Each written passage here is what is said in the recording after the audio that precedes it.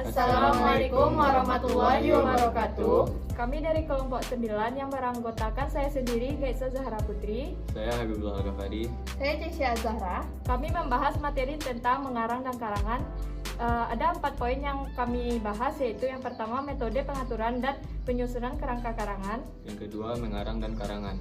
Yang ketiga yaitu karakteristik karangan ilmiah, semi ilmiah, dan non ilmiah. Dan yang terakhir yaitu penggolongan karangan. Selamat menyaksikan. Mengarang dan karangan. Metode pengaturan dan penyusunan kerangka ilmiah. Metode ilmiah adalah suatu prosedur atau cara atau langkah-langkah yang telah tersusun secara sistematis. Cara membuat kerangka karangan yang baik dan benar. Yang pertama, pemilihan topik karangan harus jelas. Yang kedua, setiap unit mempunyai satu gagasan, dan jika ada gagasan lain yang ingin disampaikan, maka dirinci pada bagian berbeda.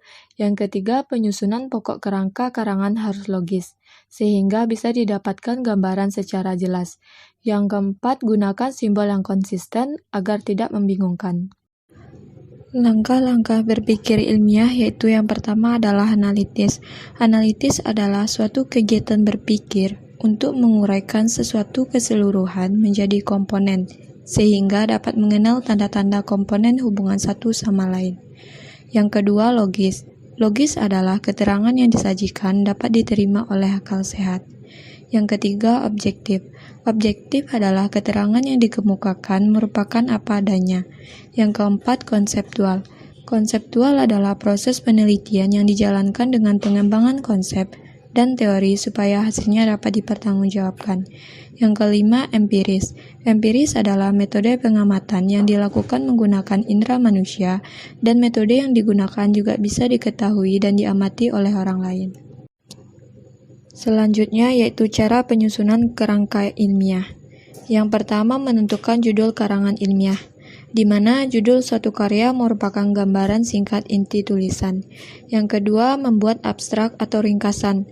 Pada bagian ini, memuat uraian singkat pada pembaca terkait hal yang dibahas dalam karangan ilmiah. Yang ketiga, menulis kata pengantar. Kata pengantar berfungsi untuk membawa pembaca lebih memahami tulisan.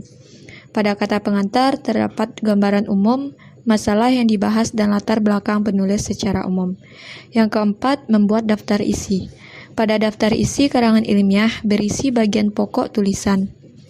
Yang kelima, membuat daftar tabel. Pembuatan tabel pada karangan ilmiah tidaklah wajib, namun tabel ini berfungsi untuk memudahkan pembaca meneluri tabel yang disajikan. Yang keenam, membuat daftar gambar. Jika ada gambar dalam karangan ilmiah, biasanya penulis mencantumkan penjelasan gambar tersebut pada daftar gambar. Yang ketujuh, uraian bab. Karangan ilmiah terdiri dari beberapa bab. Di bab tersebut, biasanya penulis mencantumkan hal-hal yang perlu ditulis pada suatu bagian agar tidak bergabung dengan bagian yang lainnya. Yang kedelapan, kesimpulan. Menulis kerangka kesimpulan harus melihat pembuktian dan uraian lainnya yang harus ditulis. Yang kesembilan, bibliografi. Dengan mencantumkan sumber-sumber pustaka yang digunakan untuk menulis karangan ilmiah.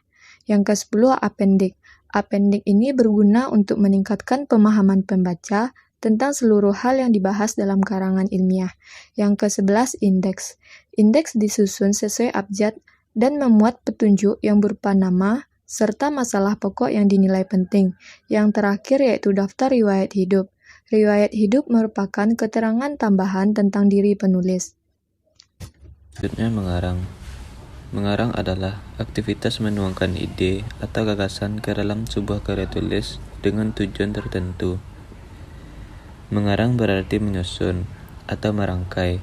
Kegiatan ini membutuhkan imajinasi penulis dalam menulis karya atau tulisan yang dibuat. Kegiatan mengarang tidak harus secara tertulis, misalnya dalam sebuah diskusi atau berpidato. Menurut pendapat Widya Martaya dan Sudiarti, mengarang adalah keseluruhan rangkaian kegiatan seseorang untuk mengungkapkan gagasan dan menyampaikan melalui bahasa penulis dalam pembaca. Selanjutnya karangan. Karangan merupakan hasil penjabaran suatu gagasan secara resmi dan teratur tentang suatu pokok bahasan. Karangan yang lengkap adalah karangan narasi, eksposisi, dan persuasi. Sedangkan deskripsi, dan argumentasi hanya sebagai pelengkap dari karangan lain. Berikutnya yaitu karakteristik karangan ilmiah.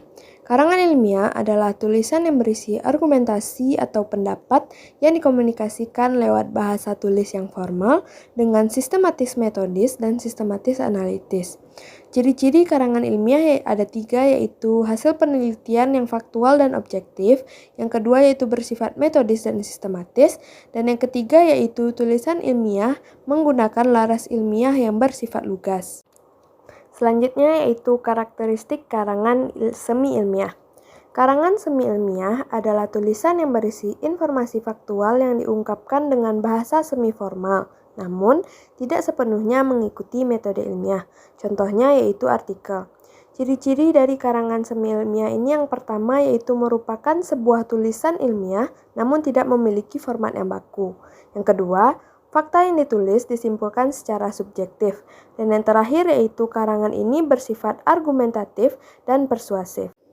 Selanjutnya yaitu karakteristik karangan non-ilmiah. Karangan non-ilmiah adalah tulisan yang berisi informasi yang dikomunikasikan lewat bahasa tulis yang tidak terikat pada aturan baku. Contohnya yaitu puisi.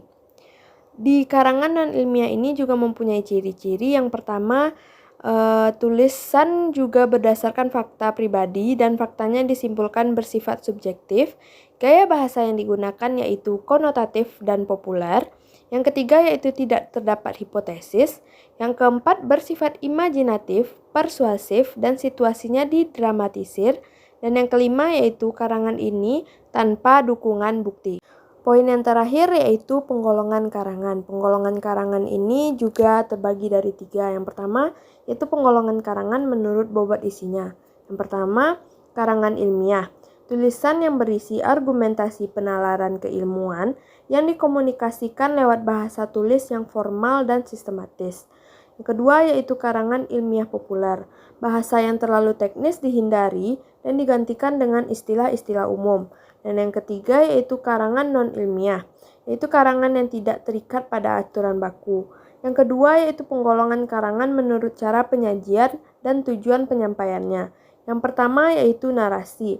Narasi adalah karangan yang menceritakan suatu peristiwa atau kejadian dengan tujuan agar pembaca seolah-olah mengalami kejadian tersebut. Narasi terbagi 2 yaitu narasi ekspositoris yang bertujuan untuk memberikan informasi kepada pembaca, dan yang kedua yaitu narasi sugestif yaitu berkaitan dengan tindakan yang dirangkaikan di dalam suatu kejadian atau peristiwa. Yang kedua yaitu karangan argumentasi. Karangan untuk membuktikan suatu kebenaran dengan data dan fakta yang meyakinkan. Yang ketiga yaitu karangan deskriptif. Karangan yang menggambarkan suatu objek. Yang keempat yaitu karangan eksposisi, yaitu karangan yang menyajikan pengetahuan serta informasi dengan data dan fakta yang jelas. Dan yang terakhir yaitu karangan persuasi, yaitu ajakan kepada seseorang dengan cara memberikan alasan dan prospek baik yang meyakinkannya. Penggolongan karangan yang terakhir yaitu penggolongan karangan menurut bentuknya. Yang pertama yaitu puisi. Ragam sastra yang bahasanya terikat oleh irama, matra, rima, serta penyusunan larik dan bait.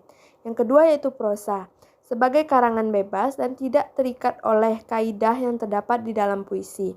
Dan yang terakhir yaitu drama, jenis karangan dengan pembentukan alur berupa dialog. Sekian pembahasan dari kelompok kami. Jika ada kekurangan kami mohon maaf. Wassalamualaikum warahmatullahi wabarakatuh.